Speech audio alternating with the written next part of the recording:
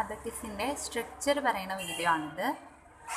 അബക്കസിലെ ഈ കാണുന്ന ബ്ലാക്ക് ഔട്ട്ലൈനെ പറയുന്ന പേരാണ് ഫ്രെയിം.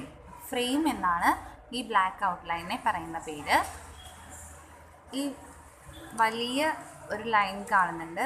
ഈ ലൈനിനെ സെൻറ്റർ ബാർ എന്നാണ് പറയുക. സെൻറ്റർ ബാറിൽ ഒരു 5 വൈറ്റ് ഡോട്ട്സ് ഉണ്ട്. ഇത് 5 യൂണിറ്റ് ഡോട്ട്സുകളാണ്. ഓരോ പ്ലേസിൻ്റെ പറയുന്നതിന് യൂണിറ്റ് ഡോട്ട്സ് ആണ്.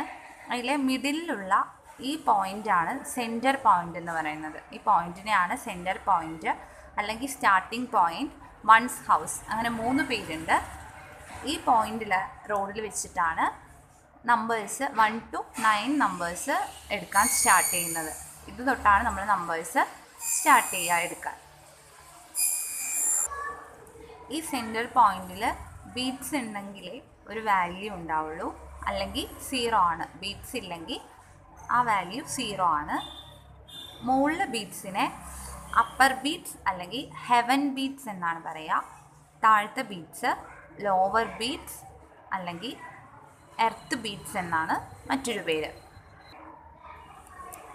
ഈ ബീറ്റ്സുള്ള ലൈനിനെ റോഡ് എന്നാണ് പറയുക.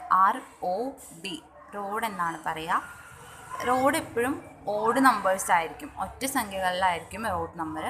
നമ്മൾ ഉപയോഗിക്കുന്ന അബാക്കസ് ടൂളിൽ ആകെ 15 റോഡ്സ്, 15 റോഡുകളാണുള്ളത്. ഈ അപ്പർ ബീഡും സെൻറ്റർ ബാറും തമ്മിലുള്ള ഈ ചെറിയ പാർട്ടിനെ അപ്പർ ഡെക്ക് എന്നാണ് പറയുക. ഈ സെൻറ്റർ ബാറും ലോവർ ബീഡും തമ്മിലുള്ള ഈ പാർട്ടിനെ ലോവർ ഡെക്ക് എന്നും പറയും. ഇത് അപ്പർ ഡെക്ക്, ഇത് ലോവർ ഡെക്ക്.